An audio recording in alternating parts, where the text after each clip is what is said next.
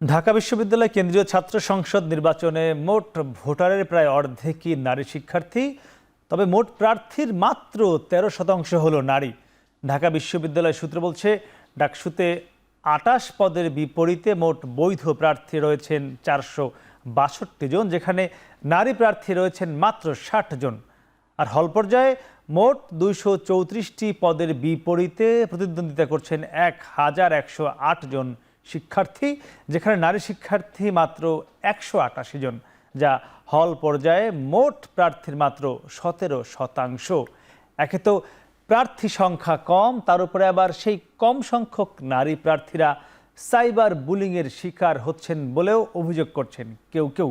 দর্শক, এবারের বিগ আয়োজনের ডাকসু নির্বাচনের নারী প্রার্থীদের নিয়ে আমাদের আজকের এখন প্রকাশ। আমরা আলোচনার নাম দিয়েছি নারীর চোখে। আর এ নিয়ে আলোচনা করতে আমাদের সাথে আছেন বাংলাদেশ গণতান্ত্রিক ছাত্র সংসদ সমর্থিত বৈষম্য বিরোধী শিক্ষার্থী সংসদ থেকে এজিএস প্রার্থী আশরেফা খাতুন, আছেন বাংলাদেশ ইসলামী ছাত্র শিবির সমর্থিত ঐক্যবদ্ধ শিক্ষার্থী জোটের মুক্তিযুদ্ধ ও গণতান্ত্রিক আন্দোলন বিষয়ক সম্পাদক প্রার্থী ফাতিমা তাসনিম জুমা, আছেন বাংলাদেশ জাতীয়তাবাদী ছাত্রদল সমর্থিত প্যানেলের সদস্য প্রার্থী মেহেরুন্নেসা কেয়া, এবং আমার সর্বশেষ বামে রয়েছেন স্বতন্ত্র সদস্য প্রার্থী উম্মা উসওয়াতুন রাফিয়া। আপনাদের সবাইকে স্বাগত। আর পুরো আয়োজন দর্শক আপনাদের সঙ্গে থাকবো আমি মাহমুদ রাকিব। আমরা একটু আশরাফা খাতুন আপনার মাধ্যমে শুরু করতে চাই। এই নির্বাচনে যে মূল 3টি বড় বড় পদ, তার মধ্যে আপনি একজন প্রার্থী, এজিএস পদপ্রার্থী। একটু জানতে চাই, আমরা বলছিলাম যেটি যে ডাকসুতে প্রায় 87% হলো ছেলে শিক্ষার্থী, আপনাদের যারা বন্ধুরা রয়েছে তারা, আর 13% হলো আপনারা রয়েছেন নারীরা মূল ডাকসুতে। সেখানে এজিএস যে প্রার্থীতে আপনি দাঁড়িয়েছেন, কি মনে হয় ছেলেদের সঙ্গে প্রতিদ্বন্দ্বিতা করতে গিয়ে কি পেলেন গত এই কদিনে? আগামীকাল থেকে তো আনুষ্ঠানিক প্রচারণা শুরু হবে, কি দেখলেন? সর্বপ্রথমে ধন্যবাদ কথা বলার সুযোগ করে দেওয়ার জন্য। দেখুন, আমরা বারবার ইকুয়েশনটা এক জায়গায় নিয়ে যাচ্ছি, বাইনারিটা এক জায়গায় নিয়ে যাচ্ছি, নারী প্রার্থী পুরুষ প্রার্থী। আমি মনে করি মূলধারার একটা রাজনৈতিক সংগঠন হিসাবে আমার সংগঠন আমাকে এজিএস পদে মনোনয়ন দিয়েছে বা মনোনয়ন দেওয়ার উপযোগী মনে করেছে, কারণ আমি একজন নারী, এরকম না, আমি এটার যোগ্য এই জন্য। একদম একদম। এবং যখন বিশ্ববিদ্যালয়ে আমি ফার্স্ট ইয়ারে এসেছি, ফার্স্ট ইয়ার থেকে বিশ্ববিদ্যালয়ের যত গণতান্ত্রিক মুভমেন্ট হয়েছে আমি প্রত্যেকটা মুভমেন্টে সরব ছিলাম এবং মাঠেও অংশগ্রহণ করেছি।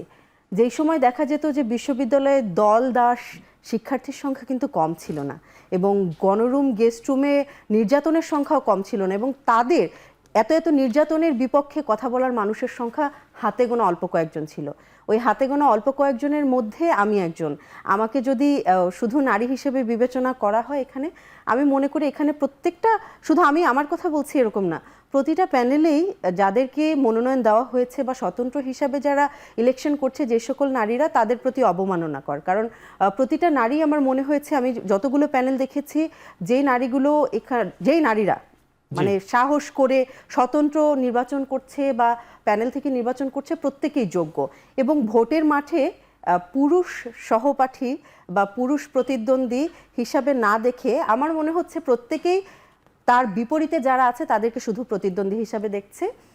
আপনার এখানে আপনি যখন শুরু করছিলেন তখন বলছিলেন 462 পদের বিপরীতে মাত্র 60 জন নারী কেন্দ্রীয় সংসদে নির্বাচন করছে। তো 462 জনের পক্ষে 60 জন নারী, এইটাও কিন্তু আগে কখনো ছিল না। আমরা বারবার দেখেন জুলাই অভ্যুত্থানের পূর্ববর্তী সময়ে যারা রাজনৈতিক বিরোধিতা করেছে আওয়ামী লীগ একদম হামলা মামলা থেকে শুরু করে সাইবার বুলিং কিন্তু কম করে নাই। ওই সময়ের নারীরা, ওই সময়ে যারা ফ্যাসিবাদ বিরোধী আন্দোলনে অংশগ্রহণ করেছে, 24-এর ফ্যাসিবাদ বিরোধী আন্দোলনে অংশগ্রহণ করেছে, এবং 24 পরবর্তীতে যারা রাজনীতিতে সক্রিয় থেকেছে, রাজনৈতিকভাবে সচেতন থেকেছে, প্রত্যেকটা নারী কিন্তু যারা আছে এখানে অংশগ্রহণ করছে, প্রত্যেকটা নারী ওই নারীগুলোকে রিপ্রেজেন্ট করে। সেই সাথে সাথে এই যে 60 জন এসেছে এখানে, তাদের বাধা বিপত্তি অন্য পুরুষ যারা প্রতিদ্বন্দ্বী আছে বা অন্য যারা প্রতিদ্বন্দ্বী আছে তাদের তুলনায় অনেক বেশি। কারণ আমরা এখানে এসেছি, দেখেন প্রত্যেকটা রাজনীতি করতে গেলে প্রতিদ্বন্দ্বিতার কিছু কমন গ্রাউন্ড থাকে, আমাদের জন্য গ্রাউন্ডটা আরও বেশি জটিল। কারণ ওই অনলাইন হ্যারাসমেন্টের যেই ব্যাপারটা আপনি বলছেন বা অফলাইন হ্যারাসমেন্টের, ছেলেদের পক্ষে ছেলেদের এই কেউ একজন হয়তো ডাকাত বলছে, কেউ একজন ভোট চোর বলছে কাউকে, ছেলে প্রতিদ্বন্দ্বী যারা আছে কেউ কাউকে হয়তো একটা গালি দিচ্ছে যে তুই একটা গাধা, তুই একটা ছাগল, কিন্তু আমাদের ক্ষেত্রে গালিগুলো এরকম হয় না। মানে এই জিনিসটা সাইকোলজিতে কতটা ইফেক্ট করে এটা এখানে যারা উপস্থিত আছে তারা ছাড়াও বাকি যারা প্রতিদ্বন্দ্বিতা করছে তারা খুব ভালোভাবে এটা বোঝে। না, আমাদের এই বিষয়ে আপনারা সব সরব রয়েছেন, সবাই আমরা সরব রয়েছি। এবং হল সংসদে দেখেন, হল সংসদে প্রতিদ্বন্দ্বিতা করছে কম নারী শিক্ষার্থী, এটা খুবই ভুল একটা বার্তা। কারণ ঢাকা বিশ্ববিদ্যালয়ে নারী শিক্ষার্থীদের সংখ্যা 46%, কিন্তু নারী হল মাত্র 5টা এবং পুরুষ হল সেখানে 13টা পুরুষ হলে স্বভাবতই ওখানে না পুরুষদের প্রার্থী সংখ্যা বেশি থাকবে। 17% আমরা বলছিলাম, শতাংশের হিসাব করে আপনি দেখেন হল যদি কম, যেহেতু সেই হিসেবে শতাংশ কমে যায়, 8টা কম, অলরেডি 8টা কম। আর তারপরে হচ্ছে 71 হলের মতো বড় হল আছে, জগন্নাথ হলের মতো বড় হল ছেলেদের আছে। এবং আপনি যদি দেখেন রোকেয়া হল তো বড়, তাই না? রোকেয়া হল বড়, কিন্তু আবাসনের কথা যদি দেখেন তাহলে ছেলেরা কিন্তু বেশিরভাগই আবাসন পাচ্ছে, নারীরা কিন্তু পাচ্ছে না। নারীদের 5টা হল, আবাসন সংকট যেরকম তীব্র, এখানে কমে গেছে। আমরা আবার আসবো, ওখানে একদম আশরাফ, আমরা আসবো। আমরা একটু কে আপনার কাছে জানতে চাই, ছাত্রদল এই মুহূর্তে অনেক বড় ছাত্র সংগঠন, বাংলাদেশের অন্যতম বড় বৃহৎ ছাত্র সংগঠন, সেই প্যানেলে মাত্র 2জন নারী সদস্য। যদিও শুরুতে আশরাফ বলছিল যে আমরা আলাদা করছি, এটি নিয়েও তার প্রশ্ন রয়েছে। আমরা আলোচনার খাতিরে তারপরে একটু জানতে চাচ্ছি, আরও কি নারী প্রার্থী দেওয়া দরকার ছিল না ছাত্রদল থেকে? ধন্যবাদ আমাকে কথা বলার সুযোগ করে দেওয়ার জন্য। যে এটা নিয়ে আপনি না, এটা নিয়ে আরও অনেকেই প্রশ্ন তুলেছে যে কেন শুধু 2জন। কিন্তু আমি বলতে চাচ্ছি যে আপুর মতোই, যে মানে এখানে নারী পুরুষের ভেদাভেদটা করা উচিত না। এখন আমরা এমন একটা সময় এসেছি যেখানে নারী পুরুষ দুজন, আমরা নারী পুরুষ ভেদাভেদ করছি। সংসদে এত শতাংশ নারী আসন, না সেটা প্রত্যেকটা দলে এত শতাংশ নারী আসন থাকবে, পদ থাকবে। এখন কথা হচ্ছে যে কেন প্রার্থী কম? কারণ আমরা দেখছি যে নারীদের পার্টিসিপেশনও কিন্তু কম ছেলেদের তুলনায়। এটার 2টা কারণ আছে। একটা কারণ হচ্ছে যে সাইবার বুলিং। আমাদের সমাজে আমরা একটা পুরুষতান্ত্রিক সমাজ দিয়ে এত টাইম ধরে এসেছি, তো সেখান থেকে মেয়েদেরকে সবসময় একটু দমিয়ে রাখার চেষ্টা করা হয়। তো সব মেয়েরা কিন্তু পারে না এই জিনিসটাকে পার করে এসে সামনে নিজেকে নিয়ে আসতে। কিন্তু এখন কিন্তু সময় বদলাচ্ছে, প্রার্থীর সংখ্যা কিন্তু বাড়ছে নারী, এক সময় কিন্তু এই সংখ্যাটাও ছিল না, সেখান থেকে আগাচ্ছে। আর আরেকটা আমি যেটা বলতে চাই, যে আমরা যে 2জন প্যানেলে এসেছি এটা কিন্তু আমরা যোগ্যতার ভিত্তিতে এসেছি, আমাদেরকে কিন্তু নারী হিসাবে আনানো হয়নি। যে এই যে আপনারা দেখুন যে আমাদের প্যানেলে আমরা 2জন নারী নিয়েছি, এখানে সবাই সবার প্যানেলের বিভিন্ন দিকগুলো তুলে ধরছে, ইনক্লুসিভিটি। তা আমাদের প্যানেলও সেদিক থেকে নিজেদের ইনক্লুসিভিটির দিকগুলো তুলে ধরেছে, কিন্তু এখানে নারী সংখ্যাটা কম দেখে যে এটাকে আলাদাভাবে ফোকাস করা হয়। নারী কোনো কোটা হিসেবে আসেনি এই পদে, আপনারা আমরা যোগ্য বলেই আমাদেরকে নিয়ে আসা হয়েছে। এখানে কোনো নারী, এই যোগ্য প্রার্থী আরো বেশি থাকলে ছাত্র দলে মনে হয় সেটি আরো বেশি হ্যাঁ, যদি নারীরা আরো বেশি পার্টিসিপেট করে সামনে আমাদের প্যানেলে আপনি আরো নারী সংখ্যা দেখতে পারবেন, সেটা ইনশাআল্লাহ ভবিষ্যতে আপনি দেখতে পারবেন। অবশ্যই। ফাতিমা তাসনিম জুমা, আপনি যে পদে নির্বাচন করছেন মুক্তিযুদ্ধ ও গণতান্ত্রিক আন্দোলন সম্পাদক, এই পদে সম্ভবত মোট 15 জন প্রার্থী রয়েছেন, একমাত্র আপনি নারী প্রার্থী, ভয়টা লাগে কিনা? ব্যাপারটা আসলে আজকেই আমি দেখলাম, আজকের আগে পর্যন্ত আমি একমাত্র নারী প্রার্থী ছিলাম, আজকে দেখলাম আরো একজন নারী প্রার্থী হয়তো লড়বেন সম্ভবত এই পদে। দুজন হলো? জি, আমরা 2জন লড়বো, সম্ভবত ফাহমিদা তার নাম। এখানে আসলে ভয় পাওয়ার কিছু নেই। আপুরা যেরকম বলছিলেন যে এখানে আসলে নারী পুরুষটা আসলে এই বাইনারিতে আমরা যেতেই চাই না। আমরা বিশ্বাস করি প্রত্যেকজন নারীর আলাদা আলাদা স্বতন্ত্র যোগ্যতা রয়েছে, তাদের নিজস্ব যে চিন্তা ভাবনা, নিজস্ব যে যোগ্যতা, তাদের জানাশোনা, এটা কোনো অংশেই ছেলেদের চেয়ে কম নয়। বরং আমাদের সাথে যে ধরনের হচ্ছে সাইবার বুলিং থেকে শুরু করে যেই হ্যারাসমেন্টগুলো হয়, সেই জায়গা থেকে অন্য ছেলেদের সেটা ফেস করতে হয় না, তাদের ফেস করতে হয় বিভিন্ন ধরনের, হয়তো তারা আক্রমণের শিকার হয়। কিন্তু কতজন সেক্সুয়াল হ্যারাসের শিকার হয় সেটা আসলে আমরা কখনোই ওভাবে চোখে পড়েনি যে কেউ সেক্সুয়ালি হ্যারাসড হচ্ছে। সেই জায়গা থেকে হয়তো পার্টিসিপেশনটা কম, কিন্তু এখানে আসলে যোগ্যতার মাপকাঠি বলেন কিংবা তাদের যে চিন্তা চেতনার জায়গা বলেন, সেই জায়গা দিয়ে আসলে ডিফার করার কোনো ওয়ে নেই। যে অথবা আমার বিপরীতে আমি আর 5জন ছেলে কিংবা আর 10জন ছেলেকে দেখে যে আমি ভয় পাবো, আমি একমাত্র নারী, আমি ছেলেদের সাথে পারবো না, এই ধরনের চিন্তা চেতনা অন্তত আমরা ঢাকা বিশ্ববিদ্যালয়ে প্র্যাকটিস করি না। একদমই সেরকমই হওয়া উচিত। উম্মা উসওয়াতুন রাফিয়া, আপনি স্বতন্ত্র প্রার্থী হিসেবে ভোট করছেন সদস্য পদে, অনেকগুলো তো প্যানেল হয়েছে, ছাত্র দলের সমর্থিত, ছাত্র শিবির বৈষম্য বিরোধী করেছে, বাকশাসের সমর্থিত, আরও হয়েছে বিভিন্ন বাম হয়েছে, আবার স্বতন্ত্ররা মিলেও একটি স্বতন্ত্র প্যানেলও করেছে। মানে এই সব কিছুর বাইরে গিয়ে এই যে ভোট করছেন, এটির কি কোনো বিশেষত্ব আছে? হ্যাঁ, আমাকে আসলে বিভিন্ন প্যানেল থেকে বিভিন্ন সময় অ্যাপ্রোচ করা হয়েছিল, তারা আন্তরিকভাবে আমাকে আহ্বান করেছিল তাদের প্যানেলে যাওয়ার জন্য, কিন্তু আমি মূলত দুটো কারণে যাইনি। প্রথম কারণটা হলো আমি এসব দলীয় স্বার্থের বাইরে গিয়ে আমি শিক্ষার্থীদের জন্য প্রতিনিধিত্ব করতে চাই। আমি যখন দল থেকে একটা কাজ করতে যাব, তখন সবার প্রথমে আমার মাথায় যেটা আসবে সেটা হলো আমি শিক্ষার্থীদের জন্য করব, কিন্তু এর মাধ্যমে আমি আমার দলটাকে কিভাবে সামনে আনতে পারি, আমি কিভাবে দেখাতে পারি যে আমার দল বলেই শিক্ষার্থীদের জন্য এটা করছে। সেখানে আমি আসলে শিক্ষার্থীদের জন্য না, আমার দল যে অনেক বড় কিছু, অনেক মহৎ কিছু, সেটা দেখানোর জন্য আমি কাজটা করছি, যেটা আমি একেবারেই চাই না। দ্বিতীয়ত আরও একটি কারণ হলো, ধরলাম ক নামক একটি দল, সেই দল থেকে আমি নির্বাচন করব। আমি হয়তো ব্যক্তিগতভাবে সেই দলের মতাদর্শে বিশ্বাসী না, কিন্তু ডাকসু করার জন্য আমি তাদের প্যানেলে গিয়েছি।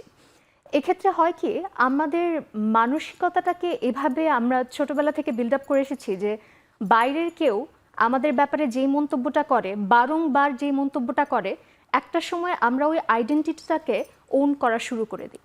তো আমি যদি ওই রাজনৈতিক মতবাদটাকে ধারণ না করে ওই প্যানেলে দাঁড়াই এবং মিডিয়াতে সবসময় মানুষ আমাকে বলতে থাকবে যে ও তুমি তো অমুক ক দলের, একটা সময় আমি আসলেই ওই ক দলের আদর্শটাকে নিজের করে ভাবতে শুরু করব এবং দেখা যাবে যে ক দলকে আমি আসলে সমালোচনা করতে পারবো না।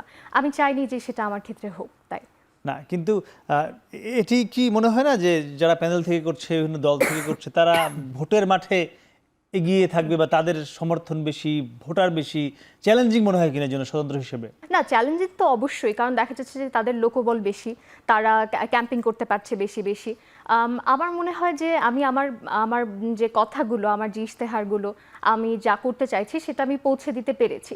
এরপর যদি ভোটাররা মনে করেন যে তাদের প্রতিনিধিত্ব করার যোগ্য আমি, সেক্ষেত্রে আমার মনে হয় আমি নির্বাচিত হব। আচ্ছা, একদমই। জুমা, একটু জানতে চাচ্ছি আপনার কাছে আরেকবার, সাইবার বুলিং নিয়ে গত কয়েকদিন বেশ আলোচনা হচ্ছে, বিশেষ করে সকল নারী প্রার্থীদের মধ্যে আমরা দেখলাম আলোচনা হচ্ছে। এই সাইবার বুলিং হচ্ছে এটি তো সত্য, কিন্তু এই সাইবার বুলিংয়ের এর বিরুদ্ধে যে প্রতিবাদ, সেই প্রতিবাদটা কি সমন্বিত হচ্ছে না? এখানেও কোনো বৈষম্য আছে আবার আপনাদের প্রার্থীদের মধ্যেই? এটি একটু জানতে চাই যে ঠিক আছে, আশরাফা শিকার হলো বুলিংয়ের, আপনি যেহেতু ওর বিরুদ্ধে আপনি প্রতিবাদটা করলেন না, আবার কে হয়তো করলো না, আবার হয়তো ও করলো যে আমি স্বতন্ত্র আমি করি, মানে এমন হচ্ছে কিনা প্রতিবাদের ক্ষেত্রে? এই ব্যাপারটা আসলে আপনি খুব ভালো অ্যাড্রেস করেছেন যে যেই দলের প্রার্থী বুলিড হচ্ছে সেই দল শুধুমাত্র তার জন্য কথা বলছে, অন্য আরেকজন যখন বুলি হচ্ছে তার নিজের দলের দ্বারা, তখন তারা কিন্তু মুখে কুলু পেটে থাকছে। এই ব্যাপারে আসলে আমি একটা নাম দিয়েছি যে সর্বদলীয় বুলি পরিষদ। তারা সকলে যখন বুলি করে সবাই একতাবদ্ধ, তাদের কোনো মানে কি বলবো, মানে সবাই এক জায়গায় থাকে, তখন তাদের কোনো অনৈক্য থাকে না এই ব্যাপারটাতে, বুলি করার ব্যাপারে, নারীদের বুলি করার ব্যাপারে। কিন্তু যখন হচ্ছে প্রতিবাদের জায়গাটা, সেখানে শুধু যে যার দলকে বা যে যার নারীদেরকে ওন করে। যদি আমি বলি গত এক সপ্তাহ ধরে আমি যে ধরনের বুলির শিকার হচ্ছি, ইভেন আমার প্রতিপক্ষ যারা রয়েছে কেউ বলতে পারবে না যে তাদের বিরুদ্ধে বুলি হয়েছে, অথচ আমি কথা বলিনি বা আমার প্যানেল থেকে তারা কথা বলেনি বা প্রতিবাদ করেনি বা আমি তাদেরকে বলিনি যে এই ব্যাপারে আপনাদের অ্যাকশন নেওয়া দরকার বা এই ব্যাপারে প্রতিবাদ করা দরকার। কিন্তু অন্যান্য প্যানেলে না, আমি যোগাযোগ করার পরেও তাদের কাছ থেকে আসলে সেভাবে কোনো রেসপন্স পাইনি। আমাকে বলা হয়েছে তুমি যোগাযোগ করো, তুমি অমুকের সাথে যোগাযোগ করবো, কিভাবে যোগাযোগ করব, কার সাথে যোগাযোগ করব, আমি 3 বার জানতে চেয়েছি, তারপরও আমাকে কোনো রেসপন্স করা হয়নি। এই ব্যাপারটা আসলে যেমন দেখেন, আশরাফ আপু যখন বুলির শিকার হয়, উমামা আপু যখন বুলির শিকার হয়, কিংবা হচ্ছে রাফিয়া যখন বুলির শিকার হয়, তখন কিন্তু আমি সামনে আসছি। কিন্তু আমি যখন বলি হচ্ছি, আমরা মেয়েরা হয়তো মেয়েদের পাশে দাঁড়াচ্ছি, কিন্তু আমাদের ভাইদের সেরকম অংশগ্রহণ আসলে আমরা দেখতে পাচ্ছি না। এটা আমাদের খুবই কষ্টের একটা জায়গা। মানে মেয়েরা কি সবাই দাঁড়াচ্ছে না? এক্ষেত্রেও আমি অনেক ধরনের আর কি দেখতে পেয়েছি যে তারা আমার ব্যাপারে, বিশেষ করে আমি বেশ কয়েকটি প্যানেলের ক্ষেত্রে দেখেছি, তারা ভিডিও কন্টেন্ট বানিয়ে নিজেদের সাথে কখন কি হয়েছে সেই সব কিছু তারা কন্টেন্ট হিসেবে উপস্থাপন করছে। এটা আসলে আচরণবিধি লঙ্ঘন, তারপরও তারা এই কাজটা করছে যে অমুক দলকে কেন ভোট দিবেন না সংক্রান্ত যে আলাপটা, সেখানে হচ্ছে তারা এই জিনিসগুলো পোট্রে করছে। কিন্তু তাদের নিজেদের দল যে কি করেছে বা কিভাবে করেছে সেটার ব্যাপারে তারা কি ধরনের অ্যাকশন নিয়েছে সেই ব্যাপারে তাদের আসলে কোনো ধরনের কিছু দেখতে পাচ্ছি না। আশরাফ, একটু জানতে চাই, ও বলছিল যে জুমা যখন বুলিংয়ের শিকার হয়েছে, সমন্বিত যে প্রতিবাদ সেটি আসেনি। আপনি কি প্রতিবাদ করেছিলেন? দেখুন, প্রতিবাদ ব্যাপারটা হচ্ছে ঝুমাকে নিয়ে বা অন্য নারীদের একটা নিয়ে, আমি উদাহরণ দিলাম। মানে আমি আমার জায়গা থেকে আমি ওটাই বলছি যে অন্য নারীদের নিয়ে বুলিং তো আজকে থেকে হচ্ছে না, মানে ব্যাপারটা এমন হয়ে গিয়েছে যে কথা বলতে বলতে বলতে এখন আর মানে ব্যাপারটা মনে হয় যে আমি একবার এখন একা কেন কথা বলবো, মানে এটা তো একার প্রবলেম না। ঝুমা যখন বুলিংয়ের শিকার হচ্ছে, ওর যে মানে ওকে যারা ভালোবাসে তারা হয়তো দু একজন কথা বলছে, বা আমি যখন বুলিংয়ের শিকার হচ্ছি তখন আমাকে যারা ভালোবাসে বা আমার সংগঠন, যেহেতু আমি একটা রাজনৈতিক দলে, তখন তাদের মনে হয়েছে যে এটা দিয়ে হয়তো কথা বললে তাদের সংগঠনের জন্য ভালো হবে, সংগঠনের নারীরা আরও বেশি উৎসাহ পাবে আসার জন্য, ওই জায়গা থেকে কথা বলছে। কিন্তু মানে ওই সমস্যাটাকে অ্যাড্রেস করে ওন করে কতজন কথা বলছে, ব্যাপারটা ওই জায়গায় গিয়ে আটকে যায়। মানে এটা শুধু রাজনৈতিক মেয়েদের ক্ষেত্রে হচ্ছে এরকম না, অরাজনৈতিক মেয়েদের ক্ষেত্রেও হচ্ছে। জুলাই পরবর্তী সময় বিশেষ করে আওয়ামী লীগের যে বটগুলো আছে তারা অভ্যুত্থানে অংশগ্রহণ করা যে নারীরা রাজনৈতিক দলেও যায়নি, তাদেরকে নিয়ে অনেক নোংরা নোংরা কন্টেন্ট বানিয়েছে। এবং এইটা নিয়ে আমরা দেখেছি যে বাংলাদেশের, আমরা অনেক ছোট মানুষ, আমাদের অনেক ভুলভ্রান্তি হয়, আমরা একে অপরকে গালি দিচ্ছি, তারপরে আমাদের মনে হয়েছে এটা ঠিক না। কিন্তু যারা এতদিন পর্যন্ত বিগত 16 বছর যারা নিজেদেরকে নারীবাদী দাবি করেছেন, যারা বিভিন্ন ইস্যুতে নারীদেরকে হেনস্থা করেছেন, রাজনৈতিক দলের হয়ে হেনস্থা করেছেন, তারা কিন্তু কোনো কথা বলেন নাই। ইভেন আমি অনেক জায়গায় দেখেছি যে আওয়ামী লেসপেন্সার যারা ছিলেন, যারা নারীবাদী দাবি করেন নিজেদেরকে, অভিনয় শিল্পী থেকে শুরু করে মানে সংবাদকর্মী পর্যন্ত, তারা কিন্তু এই নারীদের যে হেনস্থা করা হচ্ছে এটাকে উদযাপন করছেন। তো এই জিনিসগুলো যখন নিউট্রাল জায়গা থেকে কেউ একজন দেখে, কেউ যখন ওই অভিনেতাকে বা ওই যে অ্যাক্টিভিস্ট আছে তাকে যখন ওই রাজনৈতিক জায়গা থেকে না দেখে যখন একটা সরল মনে দেখে, তখন তার মনে হতে পারে যে যেই নারীকে নিয়ে কথা বলছে সেই নারীর মনে হয় চরিত্রে আসলেই সমস্যা। না, কিন্তু সেই প্রভাবটা আমাদের ডাকসু নির্বাচনে আমরা দেখছি ডাকসু না। নির্বাচনে অবশ্যই আপনি আপনারা সেই আচরণগুলো করছেন কিনা দেখেন। প্রার্থীরা? ঝুমার মেবি কয়েকদিন আগেই ও যখন শিবির সমর্থিত প্যানেলে ও নির্বাচন করছে, ওর একটা নাচের ভিডিও সামনে আসে। তো ওই ভিডিওটা দেখুন, সংস্কৃতি চর্চা যে কেউ করতে পারে। ও নিজে ও তো ছাত্র শিবিরের না, মানে ছাত্র শিবিরের তো নারী নাই, ওদের প্যানেলে আছে। তো ওর এই নাচের ভিডিওটা নিয়ে অনেক মানে হচ্ছে হয়েছে যে ছাত্র শিবিরে নাচের মানে যারা সংস্কৃতি চর্চাকে অনেক বেশি উৎসাহিত করে, যারা নাচ গানকে উৎসাহিত করে, তারাই কিন্তু কটাক্ষ করে বলেছে যে ও কেন নাচবে এবং নাচলে সে কেন শিবিরের সাথে আসবে। আদর্শিক কন্ট্রাডিক্টরি থাকতে পারে এখানে, আদর্শটা এটা কন্ট্রাডিক্টরি হতে পারে। কিন্তু ডাকসু নির্বাচনে আমরা দেখেছি যে অনেক জায়গা, অনেক আমার ভিন্ন মতাদর্শের মানুষও কিন্তু বিভিন্ন জায়গায় প্যানেল করে নির্বাচন করছে। কিন্তু এখানে আদর্শিক মানে ভিন্নতা টেনে এনে যে হেনস্থা করা, এটা শুধুমাত্র নারীদের ক্ষেত্রে হচ্ছে। এটা যদি সবার ক্ষেত্রে সুষম বন্ধ করতে আপনারা কাজ করবেন নিশ্চয়ই নির্বাচনে জেতার পরে। একটু জানতে চাই, সম্প্রতি আমরা দেখলাম যে উমামা ফাতেমার, যিনি একজন ভিপি প্রার্থী, স্বতন্ত্র প্যানেল যেটি, সেখানে তার ছাত্র ফেডারেশন সম্ভবত সাবেক সভাপতি উমামা ফাতেমা, তিনি রাতে একটি হলে থাকা নিয়ে দেখলাম খুব আলোচনা হচ্ছে, তিনি ক্ষমা চেয়েছেন। মানে এটি নিয়ে ছাত্রদলের অবস্থানটা কি? দেখুন, তিনি ক্লিয়ারলি একটা আচরণের ভঙ্গ করেছেন, আচরণবিধির। আমরা যারা অনাবাসিক তাদের কিন্তু হলে কার্ড দেখেও ঢুকতে দেয় না, আবাসিকদের কার্ড দেখে ঢুকতে হয়। সে জায়গায় উমামা আপু, তিনি ওই হলের আবাসিক কেউ নন, কিন্তু তারপরেও তিনি রাত 1:13 তিনি হলে তখন উপস্থিত ছিলেন। তিনি রাতে ওইখানে ছিলেন মেয়েদের সাথে। তো এটা যখন জানতে পারি আমরা, তখন আমরা ক্লিয়ারলি এই জিনিসটাকে অ্যাড্রেস করি যে তিনি কেন ছিলেন। এটা তো আমাদের প্রচারণার কাজ শুরু হবে কালকে থেকে। তো এটা গতকালকের ঘটনা। তো গতকালকে তিনি কেন মেয়েদের হলে এত রাত করে গিয়েছিলেন, তিনি একটা আচরণবিধি লঙ্ঘন করেছেন। তো উমামা আপুর রেসপন্স কি ছিল আমি জানি না, তবে আমি চাচ্ছিলাম যে প্রশাসন থেকে এর জন্য কিছু একটা বলুক এর বিরুদ্ধে, যে কেন হলো এটা। কিন্তু প্রশাসন থেকেও আমরা কোনো সাড়া পাইনি।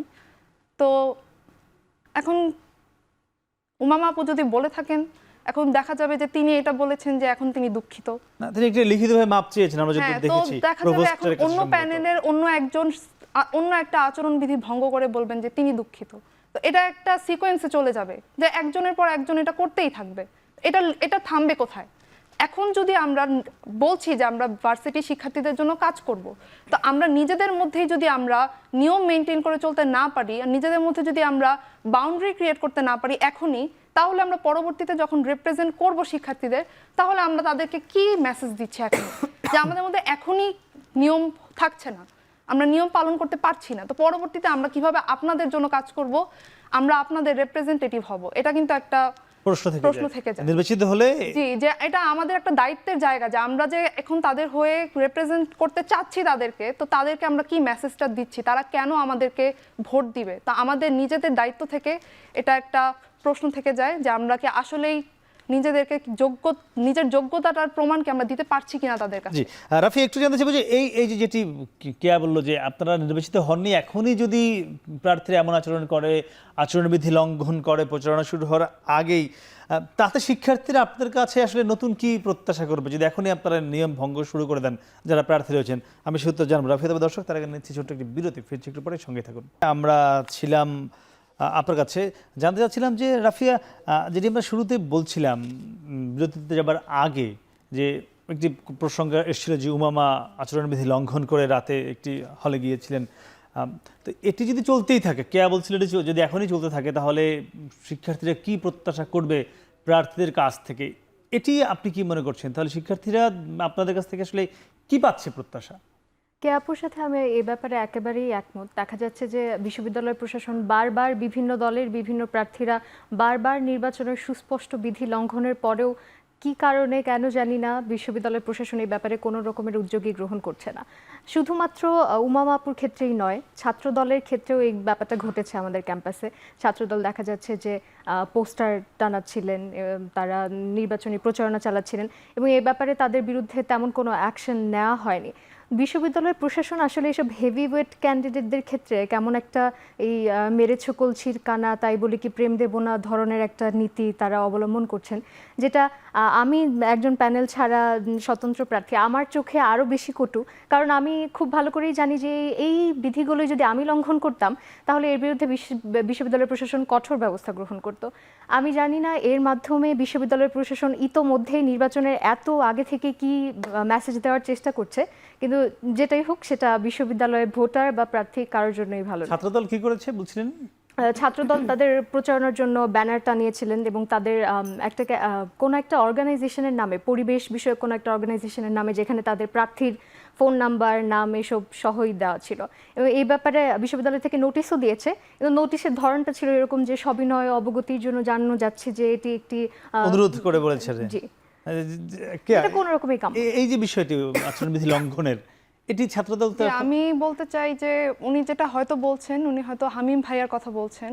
হামিম ভাইয়ার যে পোস্টারের কথাটা রিসেন্টলি কিছু টাইম ধরে চলছে সবার মাঝে, তিনি একটি স্বাস্থ্যসেবা প্রদান করেছিলেন হলে, সেটার পোস্টার ক্যাম্পাসে ছিল, সেটা নিয়েও এখন কথা হচ্ছে যে কেন এটা ক্যাম্পাসে এখনো আছে। কিন্তু এটা নির্বাচনের আগে, এটা অনেক আগের থেকে সরিয়ে ফেলা নিয়ম কিনা, এটা যদি সরিয়ে ফেলার নিয়ম হয় তাহলে নিয়মটা কাদের হবে? প্রশাসনের। এটা আমাদের উপরে ডিরেক্টলি তো আসতে পারবে না। এটা যদি হামিম ভাইয়া যদি নির্বাচনের আবিদ ভাইও ভঙ্গ সময়টার পরবর্তীতে সেই কাজটা করে থাকতেন, তাহলে তিনি এখানে প্রশ্নবিদ্ধ থাকতেন যে তিনি কাজটা কেন করেছেন, কিন্তু এই কাজটা করেছেন আগে। তো এখানে যদি পোস্টারটা থেকে যায়, প্রশাসন যদি না সরায়, আপনারা প্রশাসনকে কোয়েশ্চেন করেন, আমাদের তো কোনো সমস্যা নেই। কিন্তু এখানে যে ডিরেক্ট আমাদের উপরে যে অ্যালিগেশনটা আসতেছে, এটা কেন আসতেছে? আমাদের এখানে কি এটা যদি প্রশাসনের উপর দায় দেন, আবিদ ভাই যে লাইব্রেরিতে গিয়ে সবার সাথে কুশল বিনিময় করছেন বা ভোট চাইছেন, সেই ব্যাপারে আপনি কি বলবেন? আবিদ ভাইয়া ভোট চাইনি, এটা আপনি ভুল বলছেন। আবিদ ভাইয়া ওখানে ছিলেন, আবিদ ভাইয়া সালাম দিয়েছেন। এখানেও তাদের সমস্যা হচ্ছে যে তারা ভাবছে যে আমরা প্রচারণা করছি। আবিদ ভাইয়া একটা নোন ফেস ভার্সিটিতে, আবিদ ভাইকে সবাই চেনে। আবিদ ভাই কিন্তু কাউকে সরাসরি গিয়ে বলেনি যে আমাদের প্যানেলে ভোট দিবেন, আমরা আপনার থেকে ভোট চাই।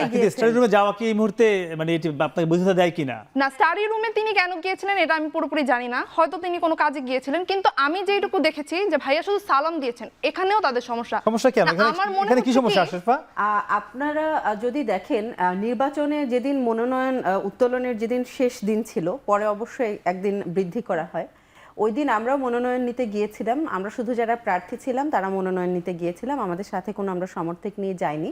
বিশ্ববিদ্যালয়ের নিয়ম অনুযায়ী একজন প্রার্থী 5 জন সমর্থকের বেশি নিয়ে যেতে পারবেন না, এবং যখন মনোনয়ন নেবেন তখন কোনো হাততালি বা মিছিল দেওয়া যাবে না। সেটা আমরা দেখেছিলাম। আমরা দেখেছি হামিম প্রায় 20-30 জনের একটা দল নিয়ে হাততালি দিতে দিতে, স্লোগান দিতে দিতে, যে হামিম ভাই স্লোগান দিতে দিতে কিন্তু তারা মনোনয়ন নিতে গিয়েছেন। এবং তাৎক্ষণিক আমরা যখন নির্বাচন কমিশনকে জানিয়েছি, ওখানে আমরা যারা উপস্থিত ছিলাম, আমাদের সাথে ইসলামী ছাত্র আন্দোলন ছিল, বাম সংগঠন ছিল, তারাও ওখানে একই মানে ইনস্ট্যান্ট তারা প্রতিবাদ জানিয়েছেন। জানানোর পরও ওখানে কোনো ব্যবস্থা নেওয়া হয়নি। উল্টো বলা হয়েছে যে ঠিক আছে, একটা মানে মাথায় হাত বুলিয়ে চুপ করে দেওয়া টাইপ আনসার আমাদেরকে দেওয়া হয়েছে। তো এইটা আসলে অন্য কোনো দল করলে বা অন্য কোনো স্বতন্ত্র প্রার্থীও যদি করতো, একদম সরাসরি কন্ট্রাডিক্টরি একটা ব্যাপার, যেটা একদম প্রথমেই ভঙ্গ করা হয়েছে, মনোনয়ন তোলার সময় ভঙ্গ করা হয়েছে। মনোনয়ন চূড়ান্ত তো আজকে হবে, মনোনয়ন কিন্তু এখনো চূড়ান্ত হয়নি, মনোনয়ন চূড়ান্ত আজকে হবে। যেই প্রার্থী মনোনয়ন তোলার দিনই নিয়ম ভঙ্গ করেছেন, এবং আমরা দেখেছি এটা নিয়ে ছাত্রদল থেকেও কোনো বিবৃতি দেওয়া হয়নি যে মনোনয়ন আমরা এটা করেছি, এটার জন্য দুঃখিত, বা এই টাইপ কোনো দুঃখ প্রকাশও করা হয়নি। তো এটা উমামা করেছে, দুঃখ প্রকাশ করেছে, উমামা করেছেন, দুঃখ প্রকাশ করেছেন, এটা আমরা দেখছি পজিটিভ হিসাবে। কিন্তু আসলে যেটা নিয়ম, নির্বাচনী নিয়ম ভঙ্গ করার কথা বলা হচ্ছে উমামার ক্ষেত্রে, ব্যাপারটা কিন্তু নির্বাচনী আচরণ বিধি না। বিশ্ববিদ্যালয়ের ছাত্রী হলগুলোতে মানে স্বাভাবিক নিয়ম, যেটা স্বাভাবিক না, যদিও এই নিয়মটা স্বাভাবিক না, কিন্তু এখন যেটা চলছে, যেটার বিরুদ্ধে আমরা সবাই এখন রুলস আছে, যেটা বিদ্যমান রুলস অনুযায়ী একটা ছাত্রী হলে অন্য একটা ছাত্রী অন্য একটা হলের ছাত্রী প্রবেশ করতে পারেন না, এবং অনাবাসিক ছাত্রীরাও প্রবেশ করতে পারেন না। যদি কোনো অনুষ্ঠান থাকে, অনুষ্ঠান থাকলেও এটা হল প্রাঙ্গণের যে বাইরের অংশটা সেখানে হয়, এবং 10টার আগে হল প্রাঙ্গণ ত্যাগ করতে হয়। উমামা সেখানে উনি ওখানে প্রচারণার উদ্দেশ্যে গেছেন, এটা সবাই জানে। একটা 13 পর্যন্ত কিন্তু কেন রাত্রিবেলা একটা 13তে তিনি অন্য হলে ছিলেন? না, এটা আমরা শুধু বিশ্ববিদ্যালয়ের নিয়ম এবং একই সাথে তিনি যে মেয়েদের সাথে ইন্টারঅ্যাক্ট করতেছে, সেটা কিন্তু পিকচারটা ভাইরাল হয়েছে, সে যে মেয়েদের সাথে কথা বলছে। এটা একই সাথে যেমন বিশ্ববিদ্যালয়ের স্বাভাবিক নিয়ম এবং আচরণ বিধি লঙ্ঘন হয়নি? এটা কিভাবে শুধু নরমাল নিয়ম, সেটাই ওরা বলছে, নির্বাচনী নিয়ম ভঙ্গ করেছে। দুইটাই ভঙ্গ করেছেন উনি। মানে বিশ্ববিদ্যালয়ের রুলস ভঙ্গ করেছে, নির্বাচনী আচরণ বিধি লঙ্ঘন হয়েছে, এবং বিশ্ববিদ্যালয়ের নির্বাচনী নিয়ম ভঙ্গ করা নিয়ে হয়তো একটা দুঃখ প্রকাশ করলে দায়সারা হয়ে যায়। কিন্তু এই নিয়মটা, বিশ্ববিদ্যালয়ের যে নিয়মটা এখন বলবৎ আছে, এই নিয়ম যদি আমি বা এখানে উপস্থিত অন্য কেউ ভঙ্গ করত, আমার মনে হয় যে এটা বিশ্ববিদ্যালয় এত কঠোর হস্তে দমন করতো যে ওই হলে আর আমি নেক্সট টাইম ঢুকতে পারতাম হয়তো। আশা একটু জানতে চাই, ঠিক একইভাবে আপনাদের যে প্যানেলটা, যেটা আপনাদের সেটা নাম দিয়েছেন বৈষম্য বিরোধী শিক্ষার্থী সংসদ। বৈষম্য বিরোধী ছাত্র আন্দোলন কিন্তু একটি বড় সংগঠন ছিল, যারা কিনা এই 24-এর আন্দোলনে যে ব্যানারে আন্দোলন হয়েছে, আপনারা কি সেই সুবিধাটি নেবার জন্য প্যানেলটি দিলেন? আমাদের বৈষম্য বিরোধী মেইনলি এত বড় একটা আন্দোলন থেকে, যেহেতু এটা কমন ছিল, আমরা আমাদের শিক্ষার্থী সংসদ, যেটা আমাদের ছাত্র সংসদ, পুরোপুরি নামে তো প্যানেল দিতে চাচ্ছি না, মানে পুরোপুরি নামে কেউই প্যানেল দেয় না। শিবিরও অন্য নামে প্যানেল দিয়েছে, ছাত্রদল কোনো নাম দেয়নি। তো আমরা অনেকগুলো নাম নিয়ে আমরা চিন্তা ভাবনা করেছি। চিন্তা ভাবনা করার পরে আমাদের দলীয় আলোচনার ভিতরেই এটা এসেছে যে বৈষম্য বিরোধী শিক্ষার্থী সংসদ হলে এটা বেশি ভালো হবে। একটু আগে লিংক হয়, যেমন ওটার এসেন্স থাকে আর কি। সুবিধা যদি এখন শিক্ষার্থীরা বৈষম্য বিরোধী নাম দেখে দেয়, এটা আসলে শিক্ষার্থীদের বিবেচনা। আরেকটা সুবিধা আমরা দেখছি, আপনারা মাঝে মাঝে, আমি একটু জিজ্ঞেস করতে চাই, এই বৈষম্য বিরোধী সুবিধাটা নেওয়ার এখতিয়ার শুধুমাত্র বাচ্চাস রাখে কিনা? না, এটা যে কোনো কেউ দিতে পারতো, এটা শিবিরও দিতে পারতো, ছাত্রদলও দিতে পারতো। এটা দিলে কি আপনারা অ্যাকসেপ্ট করতে? হ্যাঁ, আমার তো এখানে পেটেন্ট নেওয়া না, এটা কোনো দলেরই পেটেন্ট নেওয়া না, এটা একটা কমন দল ছিল, মানে একটা কমন দল, বৈষম্য বিরোধী ছাত্র আন্দোলন, এটা একটা কমন ব্যানার ছিল, এটা তো কোনো দল না, এটা একটা ব্যানার ছিল, এটা যে কেউ নিতে পারে। এবং আমাদের মনে হচ্ছে 24 পরবর্তী সকলের একটা ম্যান্ডেট নিয়ে হওয়া, সকলের যে আকাঙ্ক্ষার জায়গা, সেটা কোনো একটা রাজনৈতিক দল নিজস্ব কারণে ব্যবহার করতে পারে। বৈষম্য বিরোধী ছাত্র আন্দোলন ব্যবহার করলে এটা মনে হয় এটা পেটেন্ট ভঙ্গ হতো। শুধু বৈষম্য বিরোধী তো শুধু কোথাও ছিল না যে বৈষম্য বিরোধী একটা দলের নাম। বৈষম্য বিরোধী ছাত্র আন্দোলন না, বৈষম্য বিরোধী শিক্ষার্থী সংসদ, বৈষম্য বিরোধী ছাত্র আন্দোলন সম্পূর্ণ আলাদা একটা প্ল্যাটফর্ম। আমরা একটা মানে প্যানেলের নাম আমরা আরেকটা বিষয় দেখছি, আপনারা ক্যাম্পাসে বা সামাজিক যোগাযোগ মাধ্যমে মাঝে মাঝে স্লোগান দেখি যে 9 দফা থেকে 1 দফা, কাদের বাকের আশরেফা। এটিও কি 9 দফার থেকে 1 দফা শুধুমাত্র আপনি দাবি দেন? 9 দফা ছাত্রদল, ছাত্র শিবির বা স্বতন্ত্র যারা সাধারণ, এরকম কিছুই না। 9 দফা আব্দুল কাদেরের আব্দুল কাদের যে আমাদের যে ভিপি ক্যান্ডিডেট, উনি 9 দফা ঘোষণা করেছিলেন ওনার লিখে নামে। দিয়েছিল 9 তো দফার অন্য কেউ। 9 দফার যে ওটা তো ওনার নামে গিয়েছে এবং 9 দফার ঘোষণা উনি দিয়েছেন। তো ওই জায়গা থেকে মেইনলি আব্দুল কাদেরকে হাইলাইট করার জন্য এবং আব্দুল কাদেরের যে ভূমিকা অভ্যুত্থানে সেইটাকে আমরা একটা শ্রদ্ধা দেওয়ার জায়গা নিয়ে গিয়েছি, আমরা শ্রদ্ধা দিয়েছি এই তাকে, স্লোগান আমাদের দিয়ে। স্লোগান দফাগুলো দিয়েছি। কিন্তু সবারই ছিল, দফাগুলো সকলে হ্যাঁ, মিলে দফা সকলেরই দফাগুলো ছিল। কিন্তু তিনি ইনভেন্ট মানে সব মিলে কি এমন Invent কোনো করেন নাই, কিন্তু ওনার নামে গিয়েছে এবং এটা দিয়ে আমরা এই শ্রদ্ধা যে জানিয়েছি। ক্রেডিটটা একজনের পুঁজিভূত করা, এটা ক্রেডিটটা তো কারো না, এটা ক্রেডিটটা কারোই না, কিন্তু 9 দফা ওনার নামে ঘোষণা গিয়েছে এবং এটা একটা ইনফর্মাল স্লোগান, এটা আমাদের ব্যানারে বা পোস্টারে কোথাও যায় না। এটা আপনাদের দলের কেন্দ্রীয় হচ্ছে সদস্য সচিব যিনি জাহিদ আহসান ভাই, তিনি তার ফেসবুক ওয়ালে পোস্ট করেছেন। আমরাও আমরা এখন করেছি। সচরাচর ফেসবুক ওয়ালে যেসব পোস্ট করা হয় সেসব কিন্তু আমরা ফর্মাল হিসেবে কাউন্ট formal করি। হলে এটা বিশেষ আমরা- করে এক দফা যেটা, সেটা কিন্তু সকল জনগণের আকাঙ্ক্ষা থেকে আসা। আমরা অবশ্যই অ্যাকনোলেজ করি যে এই কথাগুলো, এই 9 দফা, এক দফা, সেগুলো আপনাদের কাছ থেকে এসেছে বা বৈষম্য বিরোধীর এখন যারা আপনারা বাকছাসে রয়েছেন তাদের অনেকের নেতৃত্বের মধ্য দিয়ে এসেছে। কিন্তু আমাদের কথা হচ্ছে যখন আপনি কাদের, বাকের, আশরাফা এই তিনজনের নামেই শুধুমাত্র 9 দফা কিংবা এক দফাকে না, ইন্ডিকেট করে দেন, ব্যাপারটা তখন কিন্তু এরকম না। অন্যদেরকে ঝুমা, আন্ডারমাইন করা হয়। এখানে বুঝতে খুবই ভুল হচ্ছে, কারণ 9 দফা যেহেতু কাদেরকে আমরা একটা আব্দুল কাদেরের এখানে একটা বড় ভূমিকা ছিল, আব্দুল কাদেরকে এখানে আমরা একটু শ্রদ্ধার জায়গায় রাখছি। সেই সাথে সাথে আমাদের যে শ্রদ্ধা করতে হবে কি জার্নিটা, নির্বাচনের মাধ্যমে নির্বাচনের মাধ্যমে এটা শিক্ষার্থীরা ঠিক করবে। এই ভোটটা তো আসলে আমার একটা ভোটে কি আসে যায়, এটা শিক্ষার্থীরাই ঠিক করবে। এটা মানে mainly- বিষয়টা অনেকটা কিন্তু এরকম হয়ে যায় যে আওয়ামী লীগ যেমন 71-কে সারা না, জীবন 71 ধারণ করেছে, দেখেন, বিক্রি করেছে, মানে এখন আপনারা সেই 71 24-কে বিক্রি করা করতে যেটা। যাচ্ছেন, সেটা এমন কি repeat না? হচ্ছে আর কি। 24 যদি করতাম তাহলে বৈষম্য বিরোধী ছাত্র আন্দোলন প্ল্যাটফর্মটা জি, মানে ওন করে এখানে থাকা হতো। আমরা আচ্ছা, আমরা একটু দলে পরবর্তী বিষয় গিয়েছি জানতে চাই জুমার কাছে। জুমা, একটু জানতে চাই আপনি যে বিষয়টি, আপনি সম্পাদক, মুক্তিযুদ্ধ গণতান্ত্রিক আন্দোলন সম্পাদক, আপনি যে প্যানেল থেকে এসেছেন, ছাত্র শিবিরের সমর্থিত প্যানেল, সেই ছাত্র শিবির প্যানেলের সঙ্গে মুক্তিযুদ্ধ নিয়েও কথা আছে, সেই সম্পাদকে আপনি দাঁড়িয়েছেন। যদি জিততে পারেন, কি পরিকল্পনা আছে আপনার ঢাকা বিশ্ববিদ্যালয়ের শিক্ষার্থীদের জন্য? আমি সত্য জানাবো, তবে দর্শক তার আগে আবারও ছোট্ট একটি বিরতি, ফেসবুক পরে সঙ্গে থাকুন। আমরা ছিলাম জুমার কাছে। জুমা, জানতে চাচ্ছিলাম মুক্তিযুদ্ধ ও গণতান্ত্রিক আন্দোলন সম্পাদক হয়ে যদি আপনি আসতে পারেন, বা আপনার কি থাকবে শিক্ষার্থীদের জন্য, যে কেন আপনাকে ভোট দিবে? আরও তো 15 জন আছে, সম্ভবত আছে।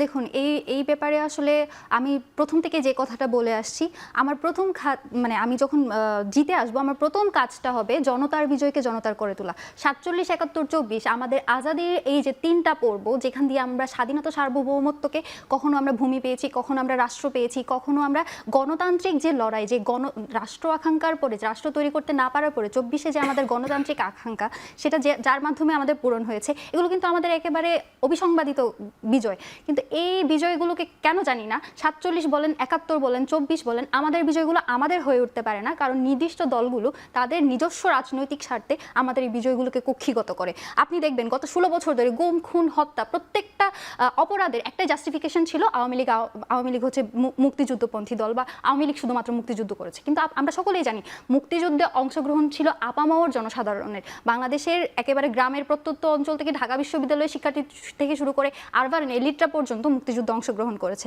কিন্তু সেটা মাত্র শুধু ছিল আওয়ামীকরণের কারণে এই মুক্তিযুদ্ধটা আসলে আমাদের হয়ে উঠতে পারেনি। মুক্তিযুদ্ধকে আমরা যেভাবে আমাদের অবিসংবাদিত বিজয় হওয়ার কথা ছিল, ভারতীয় আধিপত্যবাদের কারণে আমরা সেই বিজয়কে সেলিব্রেট করতে পারিনি। আমাদের যে রাষ্ট্র আকাঙ্ক্ষা নিয়ে আমাদের যে মুক্তিযুদ্ধ হয়েছিল, সেটা আমরা আসলে সেভাবে পূর্ণ করতে পারিনি, যার কারণে আমাদের গত 16 বছর ধরে ফেসিবাদের মধ্য দিয়ে যেতে হয়েছে। জুমা, এখানে একটু প্রশ্ন করি, আপনি যে মানে মুক্তিযুদ্ধ আওয়ামী লীগকে যে প্রশ্নটি করলেন, যে দায়টি দিলেন, সেই দায়টি কিন্তু এখন ছাত্র শিবিরের দিকেও আবার আসে, যে 24-কে ছাত্র শিবির একদম নিজেদের মনে করছে, তারা নিজেদের ক্রেডিট সব নিয়ে এটা নিচ্ছে। হয়তো আপনার জানার ভুল। ছাত্র শিবির কখনো 24-কে মানে করেছে এরকম আসে না। 71 নিয়েই কন্ট্রাডিক্টরি। ছাত্র শিবির মনে করে তাদের যে বন্ধ যে পত্রিকা বা যে ম্যাগাজিন, সেখানে তারা স্পষ্টত উল্লেখ করেছে মুসলমানরা ভুল করে পাকিস্তানের বিরুদ্ধে যুদ্ধ করেছে। এটা নিয়ে অনেকবার আলাপ হয়েছে।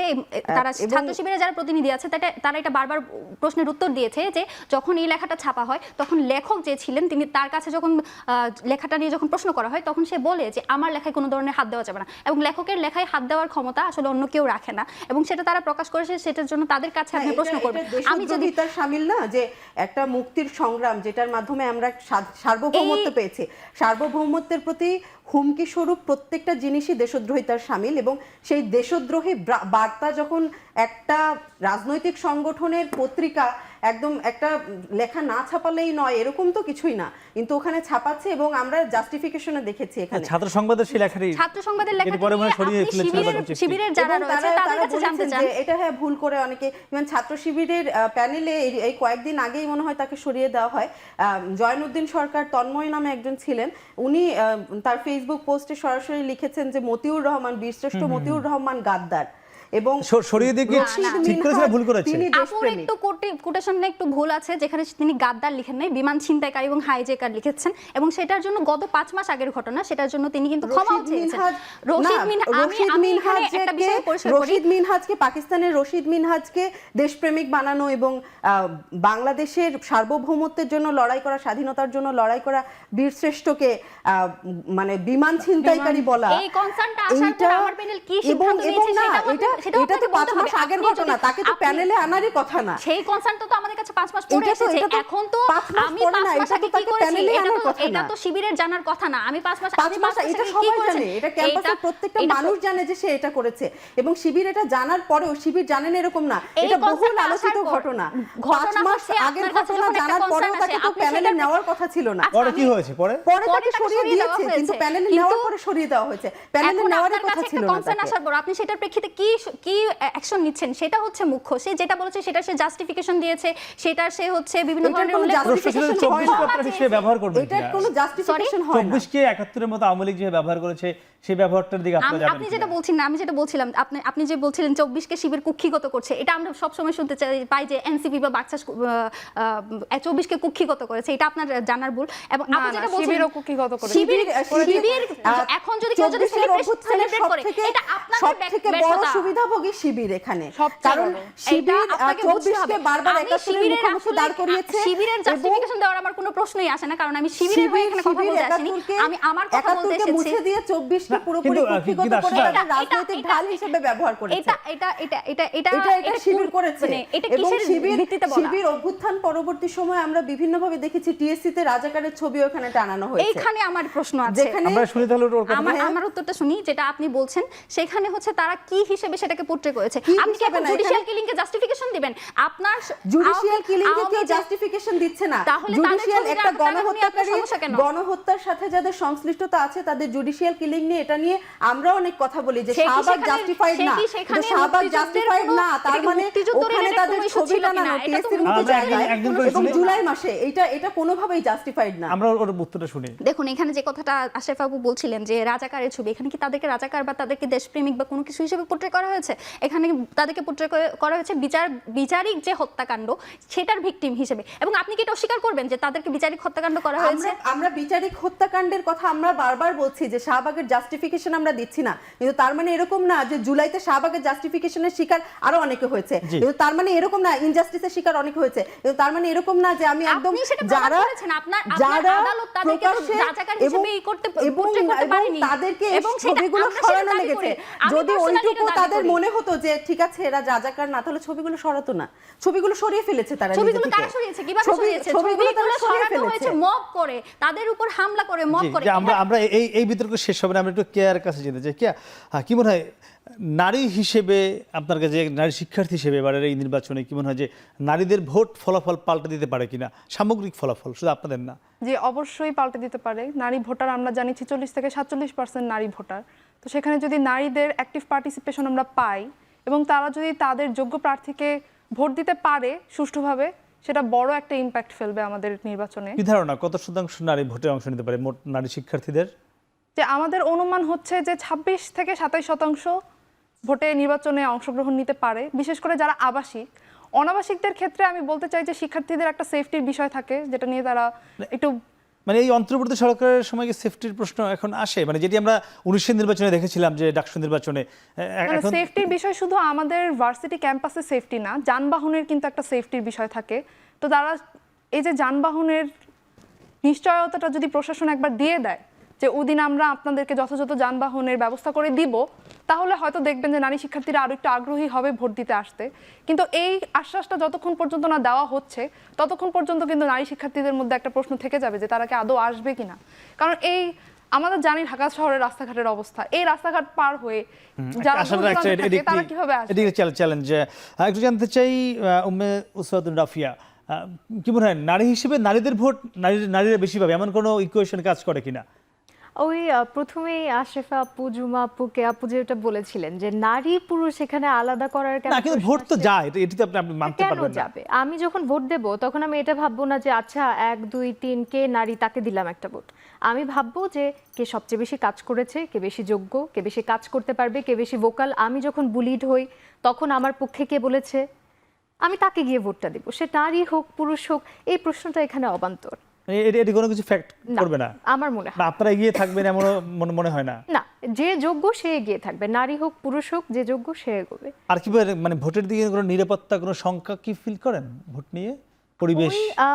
প্রথমেই আমি যা বলেছি, বিশ্ববিদ্যালয় প্রশাসন যে বিভিন্ন প্রার্থীদের না, সেটা তো বলেছেন, এখন মানে এটি শঙ্কাটা কি নিয়ে, কাদের কি নিয়ে শঙ্কাটা করছেন যদি করে থাকেন? ওই তো হেভিওয়েট যেসব প্রার্থীদের পেছনে প্রশাসনও কিছুটা ব্যাকআপ দিয়ে যাচ্ছে, তাদের কাছ থেকে আমরা কিছুটা শঙ্কিত যে কোনো না কোনো কারণে হয়তো তারা ভোটে কোনো গন্ডগোল করতে পারে। তবে এখনো ওরকম সাবস্টেন্সিয়াল কিছু আমি পাইনি যেটা ধরে আমি বলবো যে এই কারণে মনে হচ্ছে। তবে ওভারঅল হতে পারে, ডাকসুকে যেহেতু বলা হয় বাংলাদেশের দ্বিতীয় সংসদ, যে কোনো কিছু ঘটে যেতে পারে। আশরাফা, কি মনে হয় নির্বাচনের মাঠ এখন পর্যন্ত কেমন দেখছেন? এখনো পর্যন্ত দেখছি মোটামুটি 2-1টা অসঙ্গতি বাদে এখনো পর্যন্ত ছাত্র সংগঠনগুলো, সেই সাথে স্বতন্ত্র যারা আছে, তারা মোটামুটি সৌহার্দ্যপূর্ণ অবস্থায় এখনো পর্যন্ত আছে। ওই যে কনফ্লিক্টিং একটা সিচুয়েশন আমাদের মাথার মধ্যে তৈরি করে দেওয়া হয়েছিল নির্বাচন দেবে না বলে, বিভিন্ন মহল থেকে বলা হয়েছিল ডাকসু নির্বাচন হলে লাশ পড়ে যাবে অমুক তমুক, আমার এখনো পর্যন্ত ওরকম লাগেনি। এবং আমার মনে হয়েছে যে ডাকসু আসায় ছাত্র সংগঠনের ভিতরের যেই হচ্ছে মানে বাইরেও অনলাইনে যে জিনিসগুলো দেখা যায়, অফলাইনে আমরা দেখেছি যে বেশ সৌহার্দ্যপূর্ণ পরিস্থিতি তৈরি হয়েছে এবং এটা একটা পজিটিভ রাজনৈতিক সংস্কারের বার্তা দেয়। জুম, একদম শেষ করবো 30 সেকেন্ডে। যে বলছিল অনলাইনে একটি মানে যুদ্ধ অবস্থা দেখা যায়, কিন্তু অফলাইনে খুবই ভালো। মানে এই যুদ্ধ অবস্থাটা কারা তৈরি করছে অনলাইনে? এই যুদ্ধ অবস্থাটা আসলে সকলে মিলে তৈরি করছে, যে বিশেষ করে এটা যারা আমাদের বিশ্ববিদ্যালয়ে, আমি একটা পক্ষকে দেখেছি যারা এই ধরনের ক্যাম্পেইন চালায় যে অমুককে ভোট দিবেন না, অমুকের ব্যাপারে হচ্ছে যখন নিজের ইশতেহার লিখে, এটা কিন্তু আচরণবিধির লঙ্ঘন। তারপরে অনেকে দেখতে পায় যে অন্যকে আন্ডারমাইন করে নিজে উপরে উঠতে চায়। তবে এটা বেশিরভাগ ক্ষেত্রেই দেখা যায় যে যারা সমর্থক গোষ্ঠী রয়েছে বা আমরা যাদেরকে বট আইডি বলি, তারা এই কেওসটা বেশি তৈরি করে। আমরা ক্যাম্পাসে আমরা সৌহার্দ্যপূর্ণ আচরণই করি এবং আমরা নিজেদের মধ্যে সেই সহনশীলতা, সেই উদারতা প্র্যাকটিস করব বলেই আমরা ছাত্র সংসদ নির্বাচন চাইছি। তো সব মিলিয়ে ছাত্র শিবির থেকে আমরা দেখতে পাচ্ছি বেশি। হ্যাঁ, বট আইডি গুলো তো আমরা ছাত্র শিবিরের সাইট থেকে আমি বেশি দেখি। ব্যক্তিগতভাবে ছাত্র দল থেকেও বট আইডি অনেক বেশি দেখি। একটা দলের কিন্তু যে এই ওয়ার্ডটা কাদের জন্য প্রথমে আসে? সেটা তো এখানে প্রশ্ন না, যাদের একটা অনেক শব্দের ধরনের fake মূল ID তারা বিভিন্ন use জায়গায় করে। যেতে পারে। ফাজিল শব্দের অর্থ জ্ঞানী হতে পারে, কিন্তু ফাজিল আমরা জ্ঞানী হিসেবে ব্যবহার করি। আমরা যে টিএসসি তে একটা লোককে ধরলাম যে একটা মেয়েকে ভিডিও করছিল, সে যে তার 6টা নাম বলল, 3টা আইডি বলল, তার কিন্তু শিবিরের সাথে সম্পৃক্ততা পরে প্রমাণ পাওয়া গেছে। তার ব্যাপারে এবং তার 3টা ফেক আইডি পাওয়া গেছে। তার ব্যাপারে কি সিদ্ধান্ত নেওয়া হয়েছিল এবং তাকে শাস্তির আওতায় আনা হয়েছিল কি না, তাহলে না, বট আইডি দলকে আমরা দেখতে পাই যাদের বট আইডির প্রশ্ন আসলে তো আপনারা এখান থেকে হাত ধুয়ে নিতে পারবেন একেবারে একদম সর্বোচ্চ বট আইডির প্রশ্ন আসলে আপনারাও এখানে এই সরাসরি জড়িত। জাস্টিফিকেশন দেয়, এই সব কাজ করে যায়। তো আপনি একটা বট আইডি যে হচ্ছে যার কোনো আইডেন্টিটি নাই, তার ইন্টেন্সিটি বেশি না একটা দলের সর্বোচ্চ নেতা কিংবা একটা দলের দলীয় নেতা কর্মী মনোনয়ন প্রার্থীরা বলছে এটার ইন্টেন্সিটি বেশি? এটা তো প্রশ্ন থেকেই যায়। ডিরেক্ট ক্যাম্পাসে একদম এই যে প্রশ্ন চলতে থেকে আমরা এই প্রশ্নের সমাধান নিশ্চয়ই আগামী 9 সেপ্টেম্বর যে ভোট হবে, সেই ভোটের মাধ্যমে আপনারা সম্মিলিতভাবে এক হয়ে থাকবেন, এই সমস্যা সমাধান হবে। আমরা সেই প্রত্যাশা করছি। আপনাদের চারজনকে অসংখ্য ধন্যবাদ আমাদের সঙ্গে যুক্ত হয়ে কথা বলবার জন্য। দর্শক, কথা বলছিলাম ডাকসু নির্বাচন নিয়ে, 4জন নারী প্রার্থী নিয়ে তাদের অনেক তর্ক বিতর্ক যুক্তি রয়েছে। তবে আমরা প্রত্যাশা করবো এই তর্ক বিতর্ক যুক্তির খেলা আগামী 9 সেপ্টেম্বর একটি শান্তিপূর্ণ ভোটের মাধ্যমে ডাকসু তার সঠিক নেতৃত্ব বেছে নিবে, সে প্রত্যাশা শেষ করছি। শুভরাত্রি।